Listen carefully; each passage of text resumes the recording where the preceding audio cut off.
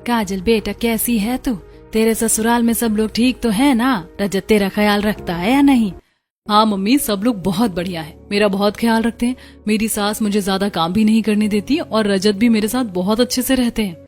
चलो बेटा, ये तो बहुत अच्छी बात है। वैसे सब कुछ अपने से ही होता है। अगर इंसान खुद अच्छा हो तो दूसरे भी उसके साथ अच्छा ही व्यवहार करते हैं। अच्छा, मैं फोन रखती हूँ, तुम अपना ख्याल रखना। यह कहकर संगीता फोन रख देती है। दरअसल काजल की शादी को अभी सिर्फ 8 दिन ही हुए हैं। काजल अपने ससुराल में बहुत खुश है। संगीता काजल से बात करने के बाद घर के कामों में लग जाती है। थोड़ी देर में धर्मपाल वहां आता है। अरे क्या बात है, बड़ी खुश नजर आ रही हो। हमें भी बता दो, हम भी थोड़ा मुस्कुरा लेंगे। कुछ नहीं, बस काजल से बात हुई थी, उसकी बातें सुनकर मेरा मन खुश हो गया है। वो अपने ससुराल में खुश है, बस अब हमें और क्या चाहिए। ये तो बहुत अच्छी बात है। कहते हैं ना, जिसकी बेटियां सुखी उसका जीवन सुखी। बस ऐसा ही एक रिश्ता हमारी प्रीति के लिए भी मिल जाए तो हम गंगा जी नहा ले, अपनी जिम्मेदारियों से मुक्त हो जाएं। दोनों पति पत्नी अपनी बेटियों की खुशियों के बारे में सोचते हैं। थोड़ी देर बैठकर बातें करते हैं, फिर अपने अपने काम में लग जाते हैं। कुछ दिन यूं ही बीत जाते हैं। एक दिन अचानक काजल का फोन आता है। मम्मी, शुरू में तो सब बहुत अच्छा था, लेकिन अब मेरे साथ कोई भी प्यार से बात नहीं करता। सारा दिन मुझसे घर का काम करवाते। इन्होंने तो नौकरानी भी हटा दी और रजत, वो तो ऑफिस से आते ही फोन में लग जाते, मेरी तरफ देखते भी नहीं, उल्टा मेरा काम और बढ़ा देते। ये कहते कहते काजल जोर जोर से रोने लगती है। बेटा रोना बंद कर। देख, नई जगह पर एडजस्ट करना थोड़ा मुश्किल होता है, और अभी तुझे गए कितने दिन ही हुए। शुरू में सब अच्छे थे ना, तो थोड़ा समय दे, सब ठीक हो जाएगा। संगीता उसे समझाती है, लेकिन अपनी बहन को परेशान देखकर प्रीति को बहुत बुरा लगता है। क्या सच में ससुराल वाले अच्छे होने का दिखावा करते हैं? क्योंकि शुरू में तो दीदी के साथ सब अच्छे थे और अब अचानक सब कैसे बदल गया। प्रीति सोच में डूब जाती है कि तभी संगीता उसे आवाज लगाती है। ज्यादा मत सोच, शुरू में सबके साथ ऐसा ही होता है। चल खेत से लकड़ियां लेकर आते हैं। प्रीति अपनी माँ के साथ खेत चली जाती है। कुछ दिन और बीत जाते हैं। अब काजल अपने ससुराल की बातें घर पर बताना बंद कर देती है, क्योंकि उसकी माँ ने उसे एडजस्ट करने के लिए कह दिया था। एक दिन, अरे सुनती हो, काजल को देखे कितने दिन हो गए हैं, आज तो मुझे उसकी बहुत याद आ रही है। पापा, क्यों ना आज दीदी के ससुराल जाकर उसे सरप्राइज दिया जाए? आइडिया तो अच्छा है, लेकिन घर पर कौन रहेगा? आप दोनों चले जाओ, मैं घर संभाल लूंगी।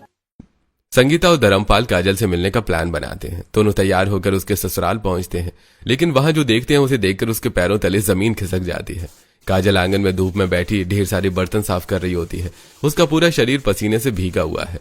पीछे से उसकी सास के ताने सुनाई दे रहे हैं और कमरे से रजत उसे आवाज लगा रहा है। ये सब देखकर संगीता और धर्मपाल का दिल टूट जाता है। मेरी बच्ची, ये तूने अपनी क्या हालत बना रखी है? क्या तू रोज इतना काम करती है? माँ बाप को सामने देखकर काजल उनसे लिपटकर रोने लगती है। जब से आपने कहा था एडजस्ट करो, मैंने आपको कुछ नहीं बताया, लेकिन यहाँ तो रोज यही होता है। अपनी बेटी की हालत देखकर दोनों का गुस्सा फूट पड़ता है। क्या हमने अपनी बेटी को तुम्हारे घर पर नौकरानी बनाकर भेजा था? नहीं ना, तो फिर किस हक से तुम उससे इतना काम करवाते हो? अरे मैंने सब सुन लिया है, जिस लहजे में तुम उससे बात कर रहे थे। बस बहुत हो गया, मैं अपनी बेटी को अपने साथ ले जा रहा हूँ। संगीता और धर्मपाल काजल को अपने साथ घर ले आते हैं। जब प्रीति को सच्चाई पता चलती है तो वो भी बहुत दुखी होती है, लेकिन वो अपनी बहन का पूरा साथ देती है। दोनों बहनें फिर से पहले की तरह साथ रहने लगती हैं। कुछ दिन बाद एक दिन घर पर पड़ोसन पूनम आती है। अरे निहारिका की शादी थी ना, वहाँ मेरी बहन भी आई हुई थी। उन्होंने तुम्हारी प्रीति को देखा तो वो अपने छोटे बेटे के लिए प्रीति का हाथ मांग रही है। अच्छा, वैसे तो हम तुम्हारी बहन के पूरे परिवार को जानते हैं, अच्छे लोग हैं, खानदानी हैं, लेकिन फिर भी मैं प्रीति के पापा से बात करके बताऊंगी। दोनों पड़ोसन बैठकर कुछ देर बातें करती हैं, फिर पूनम वहां से चली जाती है। उधर प्रीति उनकी सारी बातें सुन लेती है और तुरंत अपनी माँ के पास आती है। मम्मी, मुझे शादी नहीं करनी। आपको पता है ना ससुराल वालों ने दीदी की क्या हालत कर दी है। मुझे नहीं जाना ससुराल। बेटा, सब लोग एक जैसे नहीं होते, और फिर आज नहीं तो कल शादी तो करनी पड़ेगी। तुम टेंशन मत लो, बहुत अच्छे लोग हैं। संगीता प्रीति को समझाती है। शाम को जब धर्मपाल घर आता है तो संगीता उससे रिश्ते की बात करती है और धर्मपाल भी हाँ कर देता है। संगीता पूनम को हाँ कह देती है और प्रीति और आयुष का रिश्ता पक्का हो जाता है। लेकिन प्रीति के मन में अब भी डर बना रहता है। एक दिन उसकी सहेली जूली घर आती है। अरे वाह, सुना है तेरी शादी पक्की हो गई है, अगले हफ्ते है ना? पार्टी कब दे रही है? और कितनी छुपी रुस्तम निकली तू, बताया भी नहीं। और तेरे चेहरे पर उदासी कैसी है? क्या तू शादी से खुश नहीं है? खुश हूँ या नहीं पता नहीं, लेकिन मुझे शादी नहीं करनी थी। घर वाले कह रहे हैं। तूने देखा ना काजल दीदी के साथ क्या हुआ। मुझे ससुराल नहीं जाना। अपने दिमाग में फालतू के डर मत पाल। 5 उंगलियां जैसी नहीं होती। देखना तेरा पति तेरा बहुत ख्याल रखेगा और तेरी सास भी अच्छी होगी। जूली उसे समझाकर थोड़ी देर बाद चली जाती है। देखते ही देखते एक हफ्ता बीत जाता है और शादी की तैयारियों में समय निकल जाता है। आखिरकार प्रीति और आयुष की शादी हो जाती है। आज प्रीति की पहली रसोई है। प्रीति तैयार होकर हल्का घबराते हुए धीरे धीरे रसोई की तरफ बढ़ती है कि तभी। अरे देवरानी जी, आप रसोई में क्या कर रही हो? कुछ काम हो तो मुझे बता दो। जेठानी जी, आज मेरी पहली रसोई है ना, तो उसी के लिए जा रही हूँ। सबसे पहले तो मुझे जेठानी जी मत बुलाओ।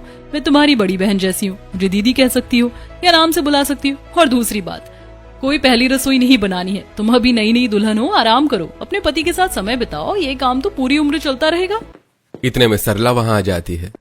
बिल्कुल बेटा, रागिनी सही कह रही है। हम पुराने ख्याल के लोग नहीं हैं कि नई दुल्हन आते काम में लग जाएं। पहले ही दिन सास और जेठानी का ऐसा व्यवहार देखकर प्रीति थोड़ा हैरान होती है, लेकिन उसके मन में अब भी डर बना रहता है।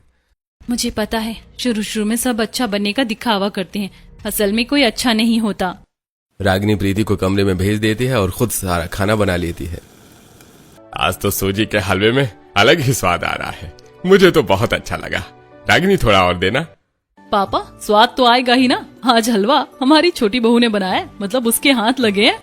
रागिनी की बात सुनकर पूरा परिवार हंसने लगता है। बिना मेहनत के ही प्रीति को तारीफ मिलती है और उसके ससुर उसे पहली रसोई का नेक भी देते हैं।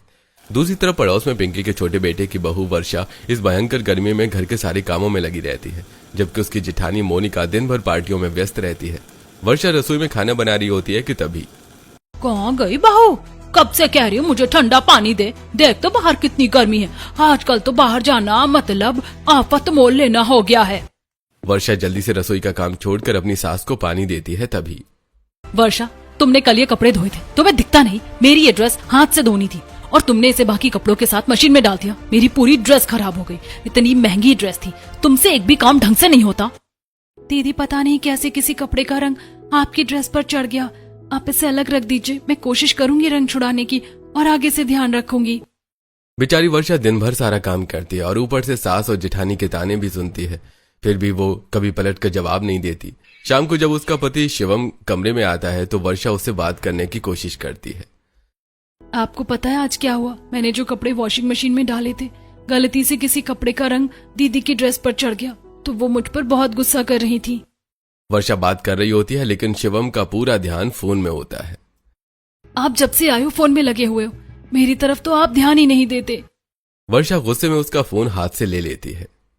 ये क्या तरीका है? तुम्हें अकल नहीं है? हाँ, दिखता नहीं है मैं गेम खेल रहा हूँ। आइंदा ऐसी हरकत मत करना, वरना मुझसे बुरा कोई नहीं होगा। शिवम ना तो वर्षा को समय देता है और ना ही उसकी भावनाओं को समझता है। ऊपर से हर बात पर उसे डांटता रहता है। इस तरह वर्षा के ससुराल में बहुत बुरे दिन बीत रहे होते हैं। दूसरी तरफ प्रीति अपने ससुराल में बहुत खुश होती है। एक दिन सभी लोग हॉल में बैठे बातें कर रहे होते हैं। हाँ भाई आयुष, तेरे ऑफिस के काम खत्म हो गए हो तो प्रीति को कहीं घुमाने ले जा। भैया, सोच तो रहा हूं, बस ये प्रोजेक्ट खत्म हो जाए फिर कहीं घूमने चलेंगे। तभी राजेश वहां आ जाते हैं। राजेश प्रीति के लिए गोलगप्पे और बर्गर लेकर आए होते हैं। अरे वाह पापा, क्या ले आए? रागिनी रसोई में जाकर सबके लिए गोलगप्पे और बर्गर प्लेट में सजाकर ले आती है। सभी लोग मिलकर मजे से खाते हैं और हंसी मजाक करते हैं। ऐसे दिन खुशी खुशी बीत रहे होते हैं। एक दिन प्रीति अपनी माँ से फोन पर बात कर रही होती है। मम्मी, आपके बाग में तो आम पक गए होंगे ना? मेरा तो कच्चे आम खाने का बहुत मन कर रहा है। अरे कुछ कच्चे हैं और कुछ पके। अगर तेरा मन है तो मैं तेरे पापा से कहकर भिजवा दूंगी। प्रीति की ये बात सरला सुन लेती है। सुनिए, हमारी बहू को कच्चे आम बहुत पसंद है। आप बाजार से ताजे आम ले आइए ना। राजेश तुरंत पास के बाग से कच्चे और पके दोनों तरह के आम लेकर आता है। मेरा तो सच में कच्चे आम खाने का बहुत मन था और आप इतने सारे ले आए। आपको कैसे पता चला? हमारी बिटिया का मन किसी चीज के लिए करे और हम उसे पूरा न करें। ऐसा कभी हो सकता है क्या? अपने ससुर का प्यार देखकर प्रीति भावुक हो जाती है। मैं बिल्कुल गलत थी। जूली सही कह रही थी, सब लोग एक जैसे नहीं होते। मेरा ससुराल सच में बहुत अच्छा है। ये लोग सिर्फ दिखने में नहीं, दिल के भी अच्छे हैं। प्रीति आम धोकर फ्रिज में रख देती है और फिर नमक लगाकर खाने लगती है। सच में बहुत टेस्टी आम है। दीदी, आप भी खाओ ना। भाई, मुझे तो खट्टे आम देखकर ही दांत खट्टे हो जाते। तू ही खा। इसी तरह दिन खुशी से बीत रहे होते हैं। दूसरी तरफ वर्षा की जिंदगी अब भी मुश्किलों से भरी होती है। एक दिन देखो ना, मेरी सारी सहेलियां गर्मियों में घूमने गई हुई हैं। मेरा भी मनाली जाने का मन है, हम भी चलते हैं ना। तुम्हारी सहेलियों को कोई काम नहीं है क्या, जो दिन भर घूमती रहती हैं? उनके ससुराल में काम नहीं होगा? तुम भी उनके चक्कर में मत पड़ो, मुझे बहुत काम है। आपसे अच्छे तो रोहन भैया हैं, जेठानी जी को हर जगह लेकर जाते हैं, और मेरे लिए इस घर में अलग ही नियम है। आजकल तुम ज्यादा बोलने लगी हो। कौन क्या कर रहा है, इससे तुम्हें क्या मतलब? तुम बस अपना काम करो। हर बार की तरह शिवम वर्षा को डांट कर चुप करा देता है। एक तरफ वर्षा की हर इच्छा दबा दी जाती है, वहीं दूसरी तरफ प्रीति के जेठ जेठानी उसके और आयुष के लिए हनीमून का प्लान बना रहे होते हैं। बस आयुष, बहुत हो गया, अब तुम्हारा प्रोजेक्ट पूरा हो गया ना? मैंने तुम्हारे भैया से पूछ लिया है। हाँ भाभी, मैं आज बताने ही वाला था। हमें पता है तुम क्या कहोगे। प्रीति को कहीं घुमाने ले जाओ, ये लो तुम्हारी हनीमून की टिकट। दोनों जाओ, आराम से घूमो फिरो और खूब एंजॉय करो। अभिषेक आयुष के हाथ में हनीमून टिकट रख देता है। प्रीति और आयुष बहुत खुश हो जाते हैं। लेकिन मेरे पास तो मनाली जाने वाले कपड़े ही नहीं हैं। उसकी बिल्कुल टेंशन मत लो, आज हम दोनों शॉपिंग करने चलेंगे। मैं खुद तुम्हें सब दिलाऊंगी। घर का काम खत्म करके दोनों जेठानी देवरानी शॉपिंग के लिए निकल जाती हैं। दोनों बाजार जाकर अच्छे अच्छे कपड़े, फुटवेयर और जरूरी सामान खरीदती हैं। रागिनी प्रीति का फेशियल भी करवाती है और उसके लिए स्किन केयर प्रोडक्ट्स भी लेती है। ये 3 प्रोडक्ट्स जरूर रखना, ये स्किन को हाइड्रेट रखते हैं। सारी शॉपिंग के बाद दोनों घर लौट रही होती हैं कि रास्ते में आइसक्रीम वाला मिल जाता है। दीदी, मुझे आइसक्रीम खानी है। रागिनी दोनों के लिए आइसक्रीम लेती है। तभी उनकी नजर सब्जी मंडी में सब्जी खरीद रही वर्षा पर पड़ती है। अरे वर्षा, तुम भी मार्केट आई हो? हाँ भाभी, बस सब्जी लेने आई थी। अच्छा, अगर काम हो गया हो तो हमारे साथ ही घर चलो। तीनों साथ में चलते हैं। आप लोगों ने तो बहुत शॉपिंग की है, लगता है कहीं बाहर जाने का प्लान है। अरे नहीं, हम तो आते जाते रहते। दरअसल आयुष और प्रीति की नई नई शादी हुई है ना, तो इन्हें हनीमून पर भेज रहे हैं, उसी की शॉपिंग करवाई है। ये सुनकर वर्षा चुप हो जाती है, लेकिन उसके मन में हलचल शुरू हो जाती है। घर आकर वर्षा मन ही मन सोचती है, एक मैं हूँ जो अपने पति से कितनी बार कह चुकी हूँ कि मुझे भी कहीं घुमाने ले चलो, लेकिन कोई नहीं सुनता। और एक प्रीति है जिसे बिना कहे ही हनीमून पर भेजा जा रहा है।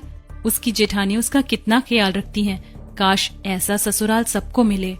कुछ ही दिनों बाद प्रीति और आयुष मनाली घूमने चले जाते हैं।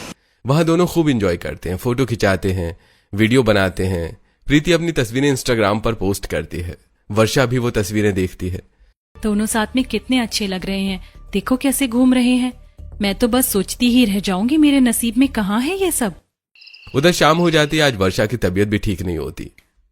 कहाँ है बहू, आज खाना नहीं बनेगा क्या? सबको भूखा रखने का इरादा है? मम्मी, आज मेरी तबीयत ठीक नहीं है, आप दीदी से कह दो वो खाना बना दे। तुम्हें दिख रही है वो घर पर? पता नहीं कहाँ घूम रही होगी। और आजकल की बहुएं बस बहाने बनाती रहती हैं। सास की बातें सुनकर वर्षा अपनी तबीयत खराब होने के बावजूद उठकर रसोई में चली जाती है। पता नहीं मैंने कौन से पाप किए थे जो ऐसा ससुराल मिला। बीमारी में भी आराम नहीं है। वो किसी तरह खाना बनाती है और सास ससुर को परोसती है। अरे ये कैसा खाना है, इसमें न नमक है न स्वाद है। हाय राम, ऐसा फीका खाना, क्या हमें मरीज समझ रखा है? कल खाने में मिर्च ज्यादा हो गई थी, इसीलिए आज कम डाली। अगर नमक कम है तो मैं अभी लेकर आती हूँ। वर्षा नमक लाकर देती है और दोनों खाना खा लेते हैं। दूसरी तरफ प्रीति और आयुष हनीमून से वापस आ चुके होते हैं। कैसी रही तुम दोनों की ट्रिप? खूब एंजॉय किया ना? और आयुष, मुझे फोटो भेज देना, मैं भी देखूंगी और इंस्टा पर डालूंगी। हाँ भाभी, जरूर, फ्लैक्स तो बनता है। आयुष फोटो भेज देता है और रागिनी उन्हें अच्छे से एडिट करके सोशल मीडिया पर डालती है। कुछ दिन ऐसे ही बीत जाते हैं। एक दिन वर्षा रसोई में काम कर रही होती है कि तभी मोनिका आती है। वर्षा, मैं अपनी दोस्त की बर्थडे पार्टी में जा रही हूँ, आने में देर होगी। रोहन के कुछ कपड़े हैं वो धो देना, बेड पर जो कपड़े रखे उन्हें प्रेस कर देना, रोहन के लिए लंच भी पैक कर देना और मेरा कमरा भी सेट कर देना, कुछ इधर उधर मत करना। मोनिका ऐसे आदेश देती है जैसे वर्षा इस घर की बहू नहीं बल्कि नौकरानी हो।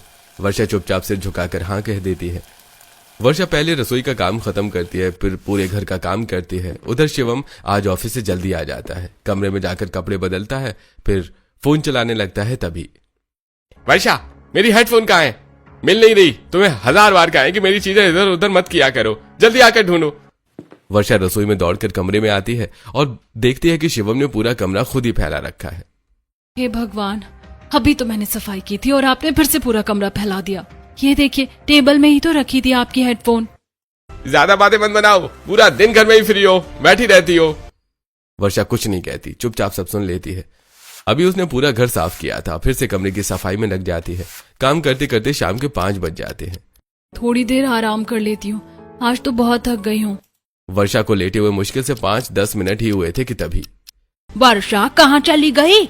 मशीन में कब से कपड़े घूम रहे, निकालने नहीं है क्या? और कल के कपड़े भी बालकनी में पड़े। इस घर में किसी चीज का ख्याल ही नहीं है तुम्हें। वर्षा बेचारी तुरंत उठ जाती है, मशीन से कपड़े निकालकर बालकनी में सुखाने लगती है। दूसरी तरफ प्रीति आज थोड़ी उदास लग रही होती है।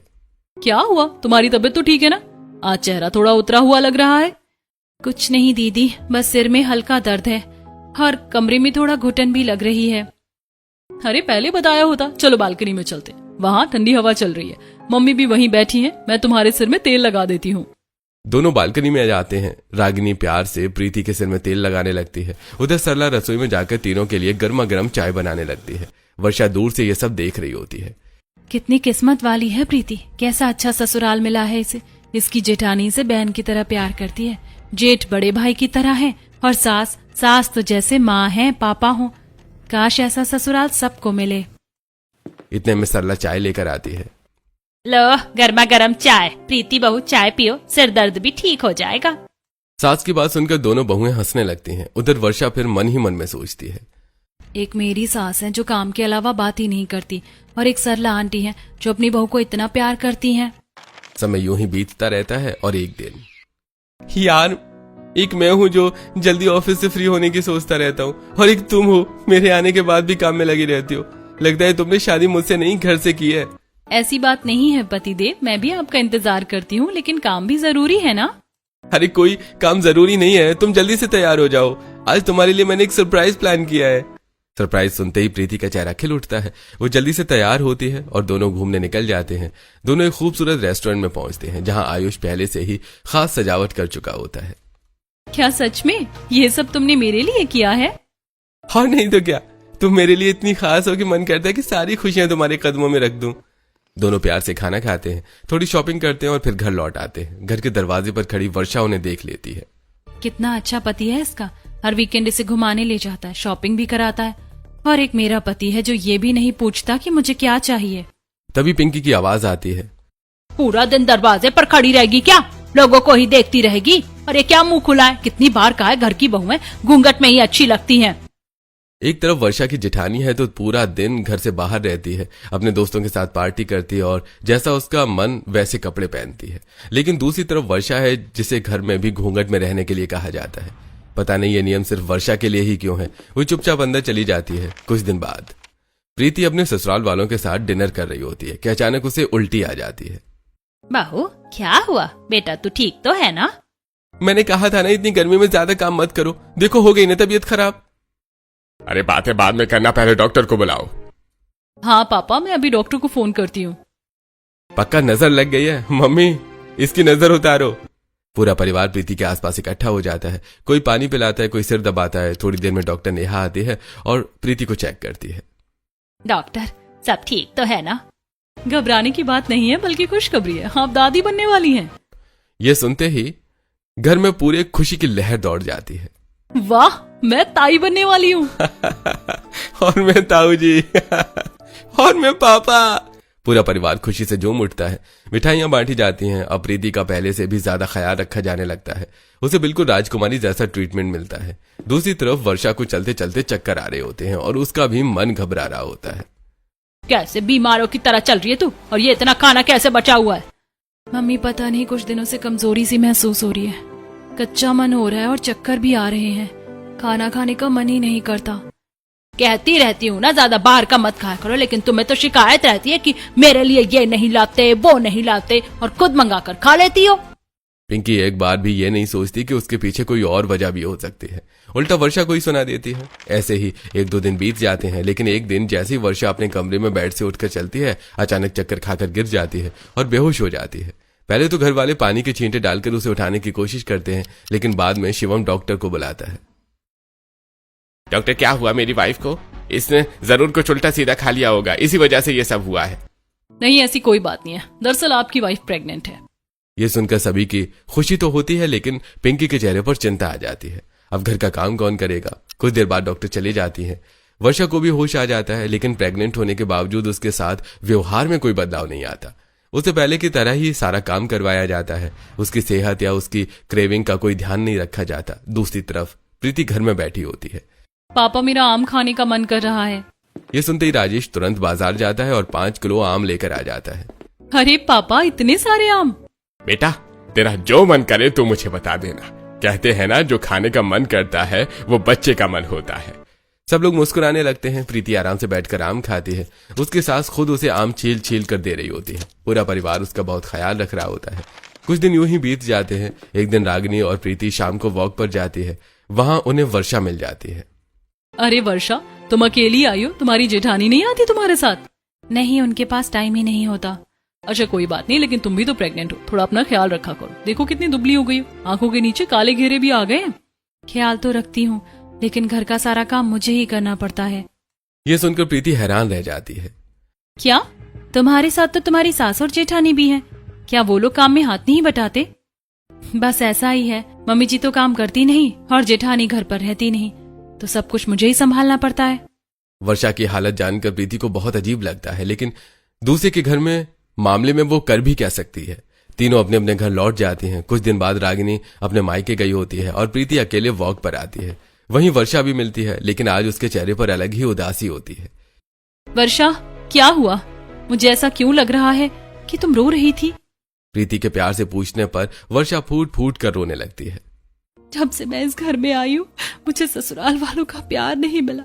मैं चुपचाप सारा काम करती हूँ, सबकी बात मानती हूँ, लेकिन आज तो हद हो गई। मेरी जेठानी मेरी सास से कह रही थी कि मैं बाजार में जाकर लड़कों को देखती हूँ, पड़ोसियों के पास खड़ी होकर चुगली करती हूँ। ये तो बहुत गलत बात है। काम तक तो ठीक था, लेकिन ये तो तुम्हारे चरित्र और आत्मसम्मान पर बात आ गई। वही तो मुझे समझ नहीं आ रहा, मैं क्या करूँ, कहाँ जाऊँ। ये कहते हुए वर्षा और जोर जोर से रोने लगती है। तुम्हें रोने की जरूरत नहीं है, थोड़ा स्ट्रांग बनो। वैसे भी तुमने बहुत सह लिया। एक तरफ तुम्हारी जेठानी है, उसके लिए कोई रोक टोक नहीं, और दूसरी तरफ तुम हो जिस पर हर तरह की पाबंदियां हैं। ये सरासर नाइंसाफी है। और अब बात तुम्हारे सम्मान पर आ गई है, तो अब तुम्हें चुप नहीं रहना चाहिए। प्रीति और वर्षा का घर पड़ोस में ही है, तो उन्हें एक दूसरे के बारे में काफी हद तक पता है। जैसे कि प्रीति रोजाना इसकी जेठानी को तैयार होकर घर से बाहर जाते हुए देखते हैं, तो वहीं उसने वर्षा को कई बार घूंघट में देखा है। और आज तो वर्षा ने ही प्रीति को सब बता दिया है। प्रीति वर्षा को हिम्मत देती है और अब वर्षा के चेहरे पर एक स्माइल आ जाती है। वर्षा अपने घर चली जाती है। उधर प्रीति भी अपने घर आ जाती है। अगली सुबह होती है, वर्षा ने सारा सामान पैक कर लिया है और वो घर से जाने लगती है।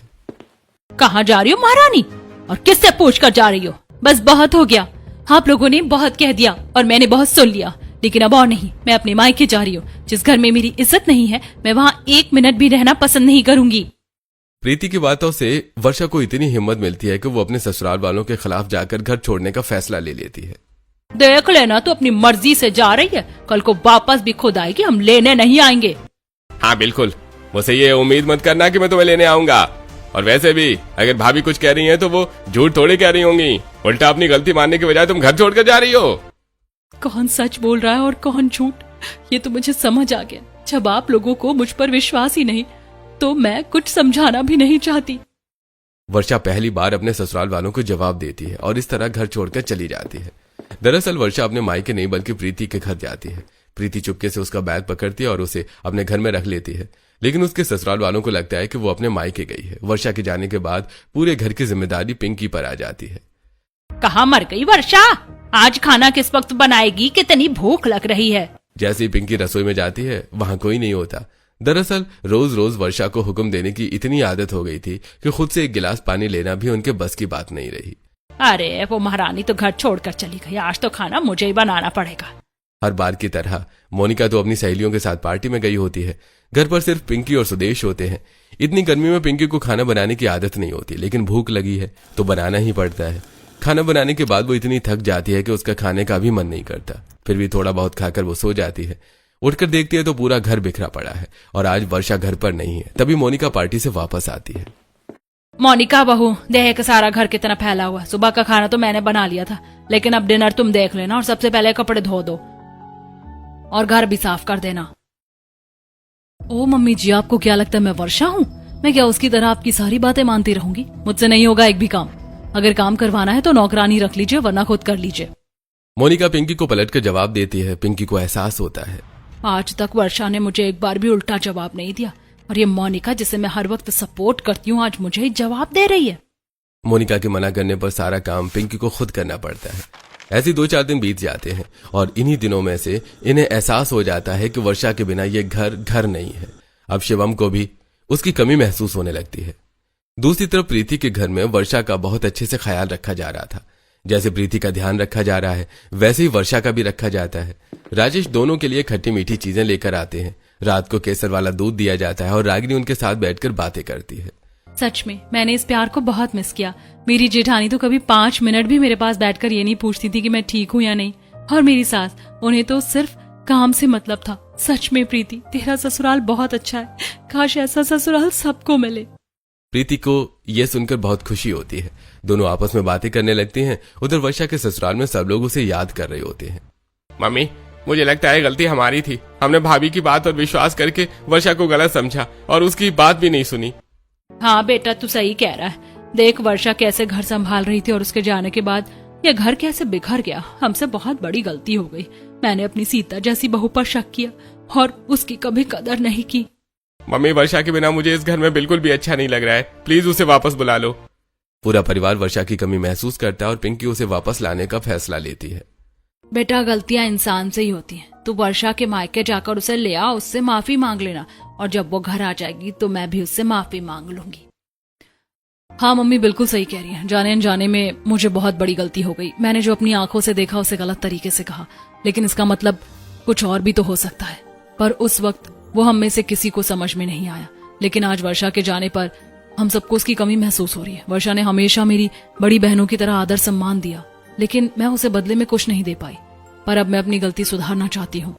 मोनिका को भी अपनी गलती का एहसास होता है और पिंकी को भी। सबके कहने पर शिवम वर्षा को लेने उसके मायके जाता है, लेकिन वहां जाकर पता चलता है कि वर्षा वहां आई ही नहीं है। वो बहाना बनाकर वापस आ जाता है और वर्षा को फोन करता है। वर्षा, मैं तुम्हारे घर गया था लेकिन तुम वहां नहीं थी। तुम कहाँ हो? प्लीज घर वापस आ जाओ। मुझे अपनी गलती का एहसास हो गया है। मैं तुम्हें समय दूंगा, तुम्हारे साथ वक्त बिताऊंगा, तुम्हारा ख्याल रखूंगा, तुमसे प्यार करूंगा। प्लीज मुझे छोड़कर मत जाओ। फोन पर ही शिवम रोने लगता है। वर्षा को उस पर दया आती है तो वो तुरंत प्रीति के घर से बाहर निकल कर आती है। शिवम उसे देखकर खुश हो जाता है और अपनी मम्मी के साथ प्रीति के घर आ जाता है। क्या तुम तब से यहीं पर रह रही थी? और नहीं तो क्या। आप लोगों को क्या लगता है कि औरतें टेकन फॉर ग्रांटेड है? अगर आप इन्हें घर से निकाल देंगे तो इन्हें कोई संभालने वाला नहीं मिलेगा। वैसे भी वर्षा ने मुझे सब बता दिया है। हाँ, किसी के पर्सनल मैटर में नहीं बोलना चाहिए, लेकिन जब बात किसी औरत के सेल्फ रिस्पेक्ट और कैरेक्टर की हो तो उसे सपोर्ट करना भी जरूरी है। प्रीति की बातें सुनकर शिवम और पिंकी दोनों बहुत शर्मिंदा हो जाते हैं। दोनों हाथ जोड़कर वर्षा से माफी मांगते हैं। बेटा मुझे माफ कर दे, सच में मैंने तेरी कदर नहीं की, लेकिन अब मुझे एहसास हो गया कि तू ही हमारे घर को जोड़कर सजा कर रखती थी। तेरे बिना हमारा घर नहीं रहा। हाँ, मुझे भी माफ कर दो। मैं वादा करती हूँ कि हम दोनों बहनों की तरह रहेंगे। पिछली सारी बातें भुला देंगे, नई शुरुआत करेंगे। वर्षा के ससुराल वालों को अपनी गलती का एहसास हो जाता है और वो बार बार वर्षा से घर चलने के लिए कहती हैं। तभी पहले इस पर साइन करो, उसके बाद ही मैं आपके साथ घर जाऊंगी। ये क्या है? ये एक एग्रीमेंट है। इसमें लिखा है कि अगर आप मेरी अच्छे से देखभाल नहीं करेंगे, मुझे समय नहीं दोगे, मेरी छोटी छोटी इच्छाएं पूरी नहीं करोगे और मुझसे ही सारा घर का काम करवाओगे, तो मैं वापस अपने घर चली जाऊंगी। इसकी जरूरत नहीं पड़ेगी, लेकिन फिर भी मैं इस पर साइन कर देता हूँ। तुम बस मेरे साथ घर चलो। शिवम अग्रीमेंट पर साइन कर देता है। पिंकी को भी अपनी बहू की अहमियत समझ आ जाती है और वो खुश होती है। पूरा परिवार खुशी खुशी वर्षा को उसके ससुराल वापस लेकर आता है और अब सब लोग मिलजुल कर प्यार से रहने लगते हैं।